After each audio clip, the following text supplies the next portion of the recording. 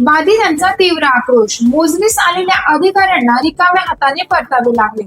Parbhani Gangakhed railway बाह्य वळण प्रकल्पासाठी भूसंपादनाची प्रक्रिया सुरू असताना बाधितांनी तीव्र विरोध दर्शविल्याने मोजणी पथकाला रिकाम्या हाताने माघारी फिरावे लागले। बुधवारी दिनांक 1 जुलै रोजी सकाळी सुमारे 12 वाजता ही घटना घडली। भूमी अभिलेख कार्यालयाचे पथक, रेल्वे विभागाचे प्रतिनिधी, रेल्वे पोलीस, गंगाखेड पोलीस ठाण्याचे पोलीस आणि मंडळ अधिकारी यांचे पथक कासारवाडी रोड लगतील प्लॉट धारकांच्या जागेची मोजणी करण्यासाठी दाखल झाले होते। मात्र मोजणी सुरू होताच बाधित प्लॉट धारक, शेतकरी आणि बांधकाम झालेल्या घरांचे मालक यांनी संतप्त होऊन आक्रमक विरोध दर्शविला। बाधितांचा उद्रेक पाहून मोजणी पथकाला मोजणी न करताच माघारी परतावे लागले। बाधितांनी यावेळी आपल्या भावना स्पष्टपणे मांडल्या। हा रेल्वे बाह्य वळण प्रकल्प पर्यावरणाची हानी करणारा असून वळण रस्त्यालगतील घरांसाठी तो असुरक्षित असल्याचा आरोप त्यांनी केला आहे।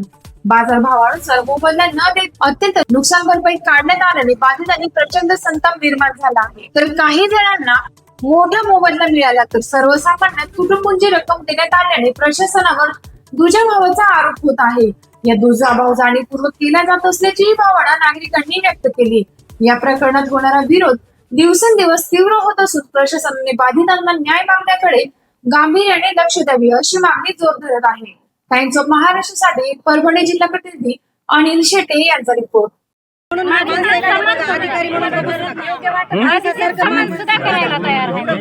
महाग नाही, मला एकटं जमीन नाही, घर नाही, दार नाही, एकटं फलाट आहे तेवढा। आज 30 वर्षापासून मी धुणं भांडे करते, तेवढं ते फलाट घेतलं आणि आज त्याचे 50,000 म्हणजे 14 लाखाला प्लॉट घेतलाय, त्याला यायला 38 आहे।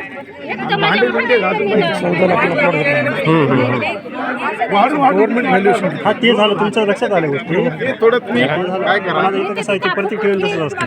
गव्हर्नमेंट व्हॅल्युएशन पण मुळात तुमची जागा एवढी मोठी काय तुम्ही इकडे येऊच नका। महत्वाचा मुद्दा आहे का नाही, तुम्हाला याड करायचं आहे, रेल्वे पट्टीच्या पुढे स्टेशनच्या पुढे एवढी मोठी जागा आहे,